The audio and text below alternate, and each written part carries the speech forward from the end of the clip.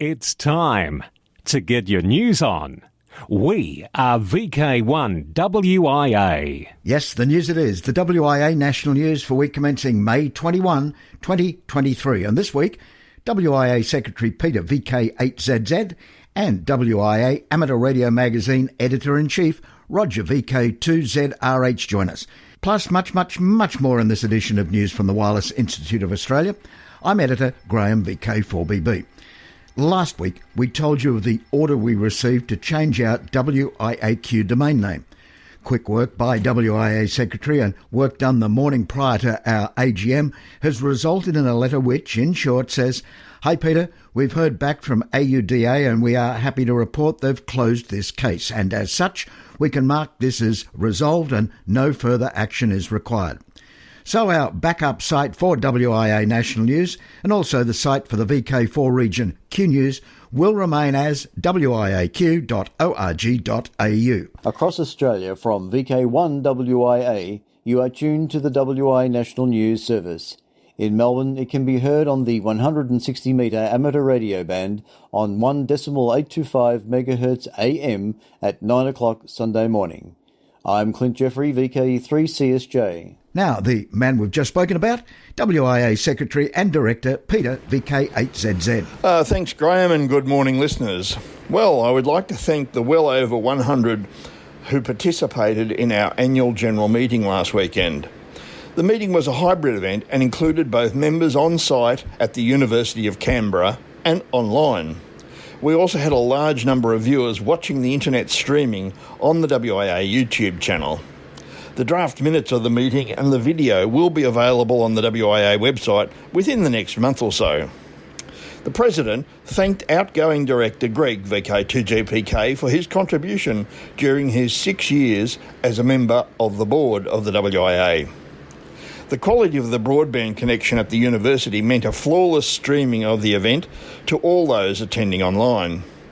Members who were attending in person in Canberra had the opportunity to network with others attending, as well as meeting our newest member of the WIA board, Giles Kirby, VK5GK, as well as President Scott Williams, VK3KJ, Stephen Green, VK2TSG, myself, Peter Clee, VK8ZZ, and the outgoing Director, Greg Kelly, VK2GPK. I very much enjoyed catching up with some I had not seen in a while, as well as meeting new amateurs on the day. We will upload a number of the photographs of the event as well as publish them in a future edition of the Amateur Radio magazine for all to view.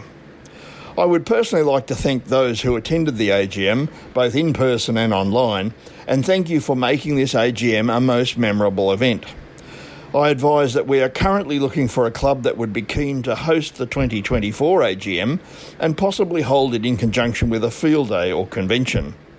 A big congratulations to all of the recipients of the WIA Merit Awards. I would encourage listeners to nominate for the 2024 WIA Merit Awards, as nominations are now open. This has been WIA Director and Company Secretary Peter VK8ZZ. This is Roger Harrison, VK2ZRH, Editor-in-Chief of Amateur Radio Magazine. Last Monday, the files for issue number 3 of AR Magazine were uploaded to the printer's server in Bairnsdale, Victoria. From late next week, look out for it landing in your letterbox, your post office box, or your local news agency. The theme for the issue is Test and Measurement, featuring an article on the subject of Your First Test Bench by popular author Andy Keir, VK2AAK, one for those who are new to ham radio. As part of this theme, we explore a subject close to pretty much every ham's heart, repairing things. This brings up the issue of the right to repair. If you buy a product, any product, from a car to a toaster, from a PC to a transceiver, why can't you fix it if you want to?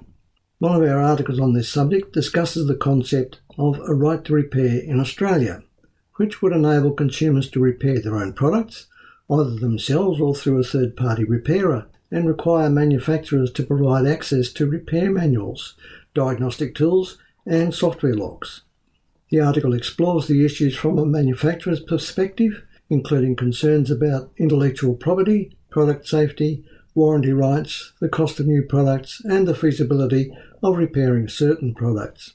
The article notes the benefits of sustainability in extending the lifespan of products and reducing waste, but questions whether enforcing a right to repair would make a real difference or simply increase the cost of new products for no real benefit. Those last two paragraphs were written by the latest tech craze, ChatGPT, with minor edits. I have to ask myself, how long before I muscled out of my job by a chatbot? That was my real voice, by the way. No, it's true. Dudes, it is me. Enough.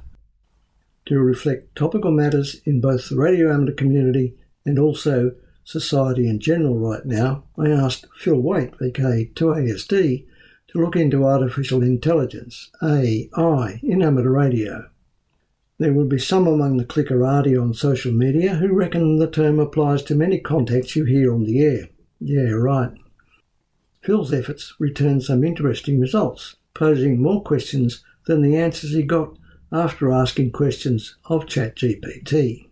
Some say AI suggests machines learning to mimic human intelligence processes by applying algorithms to large accumulations of data, ostensibly making computers think and act like humans. In amateur radio in the near future, how will you know that the on-air voice contact you're having is with a human and not an AI program? The same goes for digital and video contacts. Seriously, when more than 1,000 US captains of commerce, science and industry write to the President asking the Congress to regulate the development and use of artificial intelligence, you know there's a serious issue with it. No sooner had we committed to content on the subject than Google launched its rival chatbot, Bard. Okay. For those that crave the smell of solar smoke in the mornings, we have a 13.6 volt 30 amp power supply for all occasions from Lou to Stefano, VK3AQZ. And, talking about the right to repair, we also have the last article from Phil Fitzherbert, VK3FF's journey in restoring his classic Collins S-line rigs. We live in interesting times. This year, some significant amateur radio clubs reached the ton. That's right, 100 years. So, this issue you can get the skinny on who did what with which and to whom in VK7 and VK2. When the technology was new, wireless experimenters were cool. Shortwave wireless was the TikTok of the day. Not only that, 100 years ago, Australian wireless experimenters caused a sensation when their signals crossed the Pacific Ocean. There were those that said it couldn't be done. While American and European experimenters had successfully spanned the 3,000-kilometre wide Atlantic in 1921, the Pacific Ocean, triple the distance between Australia and America's west coast, was judged a bridge too far. WIA historian Peter Wolfenden, VK3RV, gives us the skinny on who did what with which and with whom. Part 1 begins this issue. That'll be it for this week. More to come later. Amateur Radio Magazine, Volume 91, Issue Number 3 for 2023. Serving Australian radio amateur dudes for 90 years, come hay, hell or booligal. Available in print and online, always published to a schedule, never random or half-heartedly slapped together. That's it from me for now. I'm Roger Harrison, VK2ZRH for VK1WIA News. From here, there and everywhere, you've tuned to the Wireless Institute of Australia's national news service. We are VK1WIA. Now, international news with VK2LAW Jason. Hello.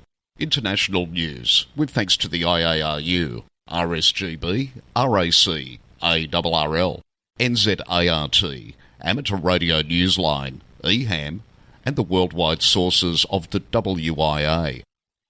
In news from Region 1, International Women in Engineering Day June 23 is brought to you by the Women's Engineering Society, who will celebrate its 10th year in 2023 and once again be promoting the amazing work that women engineers across the globe are doing. This year's theme is Make Safety Seen. INWED gives women engineers around the world a profile when they're still hugely underrepresented, with 2021 figures indicating that in the UK, only 16.5% of engineers are women. Now, with that in mind, the RSGB is asking for help in celebrating International Women in Engineering Day, June 23. They've put out the call for stories to share of women in engineering roles to inspire future generations. DX Adventure Team activated 4 Uniform 100 Quebec Oscar on QO100 from the United Nations Vienna International Centre. May 18, 19 and 20, they made the very first QO100 connections from the United Nations Vienna International Centre, and as a token of appreciation, DX Adventure is donating the equipment they use to make the connections through QO100 to the United Nations for future use. Those dates on HF, you may have also heard them active using 4 Uniform 1 Alpha. In news from Region 2, radio amateurs in Puerto Rico have a day to honour their hobby held this year on Tuesday, May 9. As set out by law in 1996, each year, every second Tuesday of the month of May is known as Puerto Rico Amateur Radio Day. This is part of a larger celebration of National Rodeo Month each May on the island. Amateurs received a special proclamation for the day signed by both Governor and Secretary of State. It recognised the help amateurs have offered in times of emergency. It also highlighted the ARRL Puerto Rico section and the fact that licensees have reached 5,000 as of June last year, 2022. Researchers create thinner, denser computer chips. Researchers in the United States have created thinner, denser computer chips with big possibilities. We learn more from Kent Peterson, Kilo Charlie 0 Delta Golf Yankee, over at Amateur Radio Newsline. Denser and more powerful computer chips may soon be possible thanks to findings in a laboratory at the Massachusetts Institute of Technology. Researchers there have developed a means of working with 2D materials, so slender they are no more than 3 atoms thick. By layering them atop a fully fabricated silicon chip, they are able to create a denser integration. According to the MIT News website, this low-temperature growth and fabrication technology does not result in damage to the chip. Damage was a major concern during previous attempts to achieve this integration atop a silicon CMOS wafer because the process customarily requires temperatures of 600 degrees Celsius. Temperatures above 400 degrees Celsius could cause the transistors and circuits to break down. The news website also reported that this technology reduces the growth and integration process on an 8-inch wafer from more than a day to less than an hour. A shortened growth time is seen by researchers as particularly attractive for industrial fabrications because of its efficiency. Researchers also said they want to explore use of this process for such flexible surfaces as textiles, polymers, or papers, raising the prospect of integrating semiconductors into clothing, paper notebooks, and other everyday items.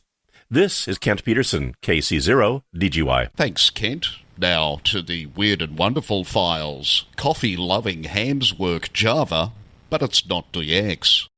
Okay, grab a cup of hot coffee for this week's Weird and Wonderful story. Sit back and let's listen to Randy Sly, W4XJ. For many of us, there's nothing better than working DX or calling CQ in a contest while sipping on a fresh hot cup of coffee.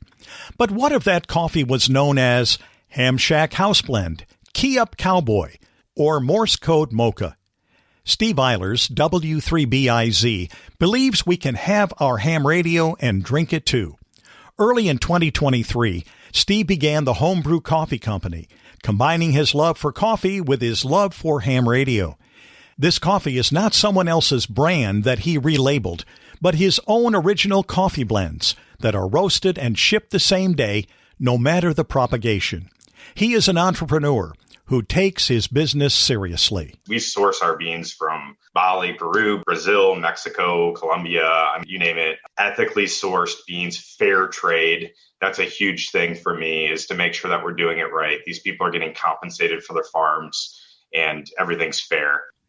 His blends are made to resonate with a variety of tastes, from a donut shop style to a dark Italian roast, or something with a French vanilla or mocha flavor.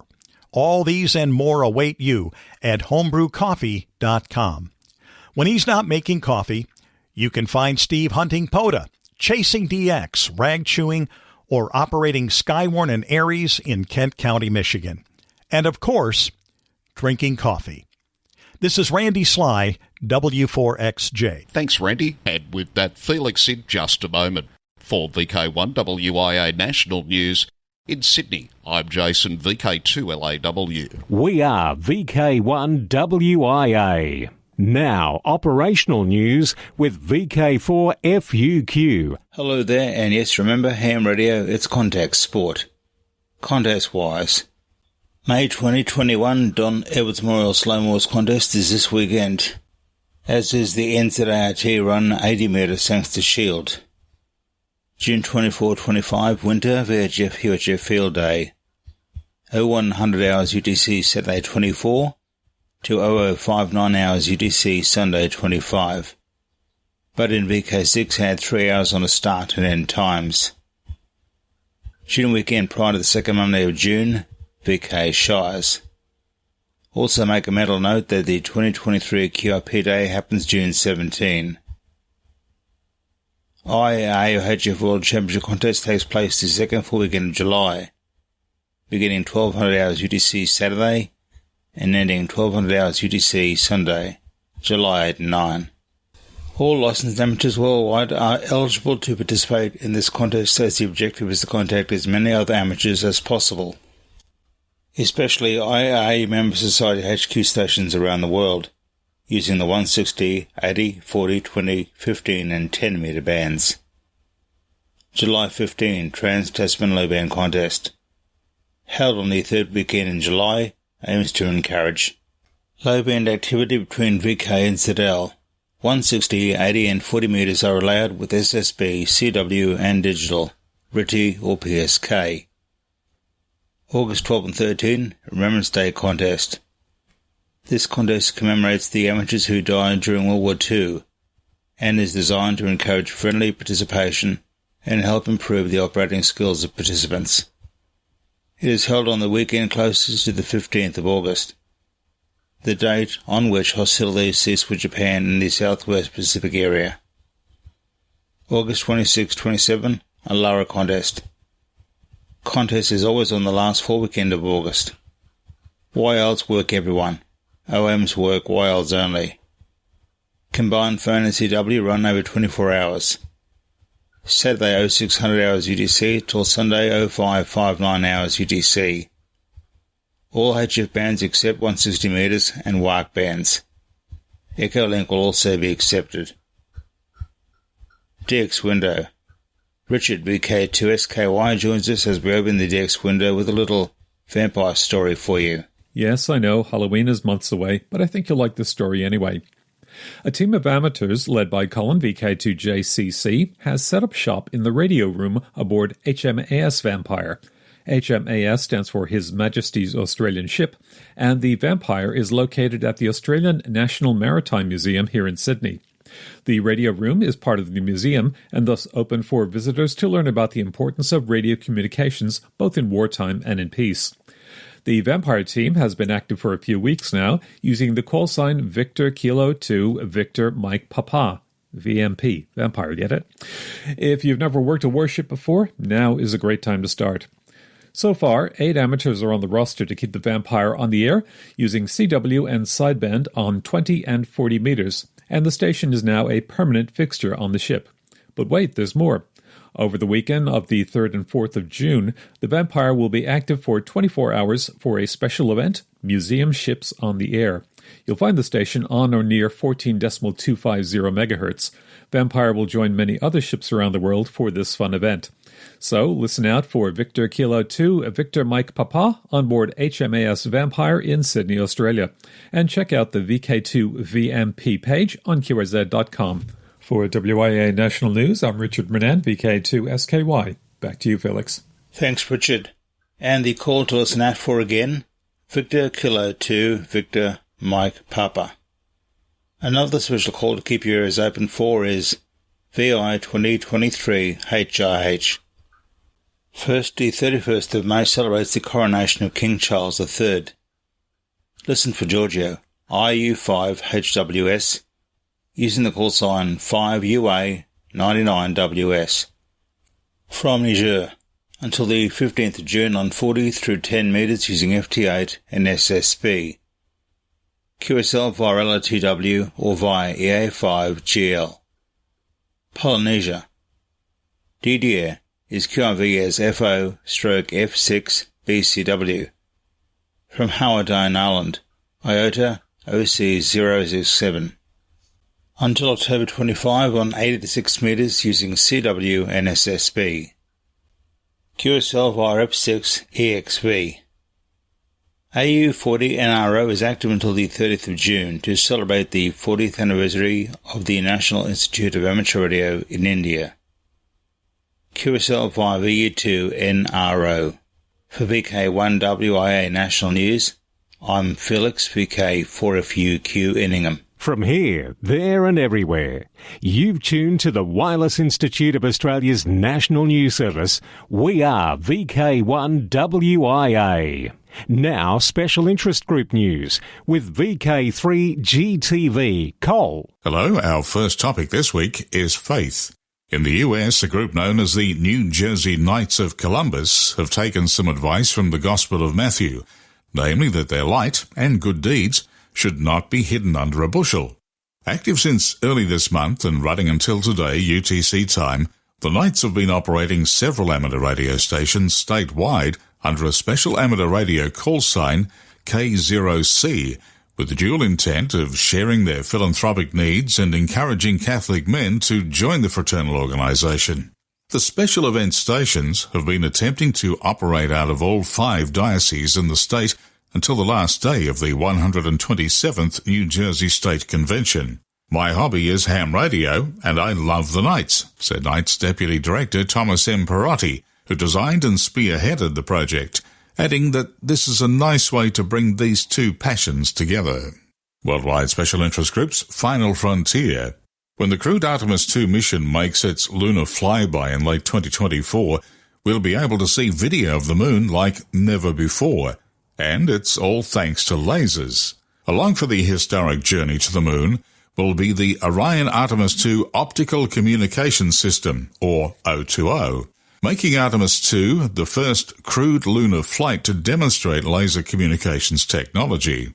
The O2O system will be capable of returning high-resolution images and video of the lunar surface back to Earth with a downlink rate of up to 260 megabits per second.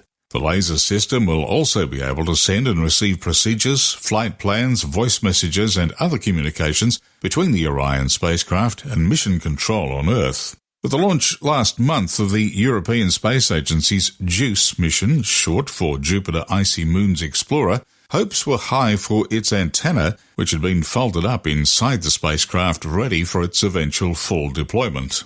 The 16-metre-long antenna, known as RIME for Radar for Icy Moons Exploration, was to completely unfold in its first week after the launch date, and it did, but that is, all but one final part. According to various media accounts, a variety of remedies were tried without success, until the flight control team finally freed the remaining part by delivering a shock that moved a tiny stuck pin that had left the antenna section jammed in its folded position. The shock came via a device known as a non-explosive actuator that was located inside the bracket. What happened was disruptive enough to shake things up. May 12th brought freedom as the stuck part became unstuck. So some good old percussive maintenance. Now the antenna should be ready for an even bigger challenge, the moons around the giant planet Jupiter. The mission will use the antenna to study those icy moons as far down as 9 kilometres, analysing both the surface and subsurface. What unfolds there may possibly deliver some shocks of its own. Worldwide Special Interest Groups, Radio Amateur Young Timers, YOTA, Youngsters on the Air. With the latest, it's over to WIA Foundation Award winner, Alec, VK2APC. Thank you, Cole. Before I go into the news, I would like to thank the WIA board for the Foundation Merit Award and all who support me. This weekend, I have 2 different reports for you. Unfortunately, the Dave Coulter Memorial Youth DX Adventure has been cancelled. The organisers at Dayton Amateur Radio Association said there was insufficient time for the kind of planning needed to allow everyone to obtain their necessary passports. No other details were immediately available, and there was no indication when the next trip would be scheduled. The once-annual trip, which has brought young amateurs to the Dutch Caribbean, Costa Rica, and Curaçao is named in memory of Dave KB8 OCP, who became a silent key in 2013. Now for a better report. Emil, VK1WIA, first obtained his foundation license in 2022 when he was 9 years old. He has been having a go with learning CW, and on 8th of May, Emil had his first CW contact with Gerard VK2 India Oscar. To top this off, the contact was just before Emil's 11th birthday. Happy birthday and way to go, Emil, and thank you to Gerard for supporting a fellow youth ham operator.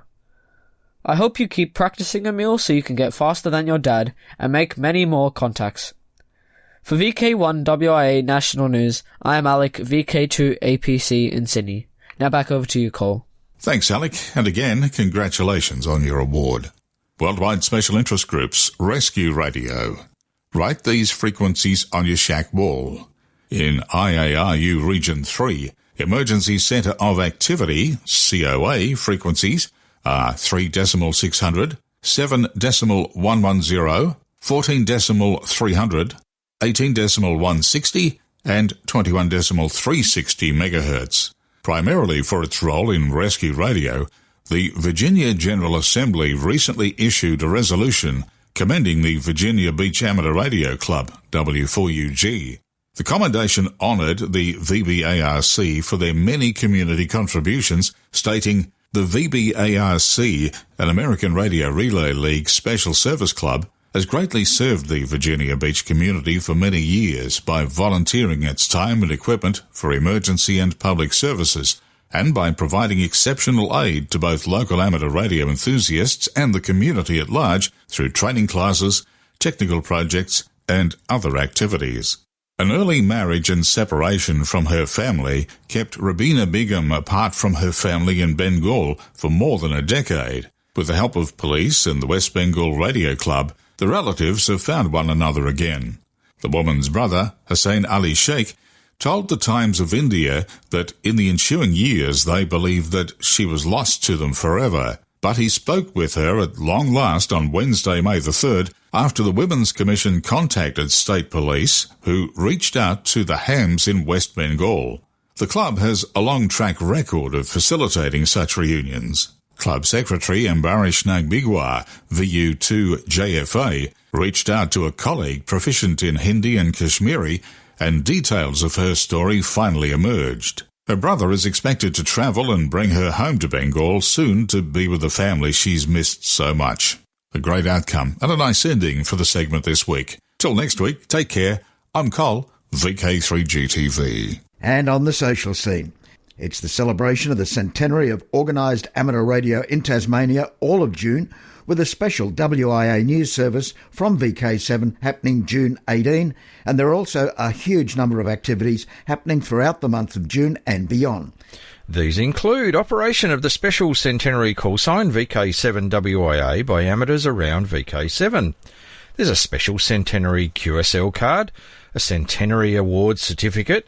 There are amateur radio open days being held around the state of Tasmania with amateur radio historic and working displays that will be open to the public. In the south, it happens on Saturday, June the 10th. In the north, Saturday, June the 17th. And the northwest, Saturday, June the 24th.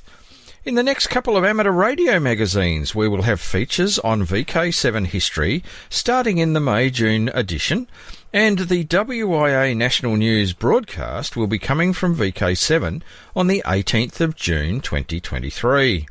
There are many more activities happening, and these are available along with more details on the website link on the email edition of this broadcast. And this has been Justin, VK7 Tango Whiskey, for the VK7 Centenary Committee, and this is the WIA National News broadcast. Thanks, Justin. And in VK2, June 10 and 11, it's the Oxley Region's annual field day at Warhope, and also June 10 and 11, in VK5, the Surg Convention and Fox Hunting Championships. Now, till next we meet, I'm Editor Graham, VK4BB. Walk tall. This has been the Wireless Institute of Australia with the weekly news service. This broadcast is in text, audio and video and is accessed on wia.org.au.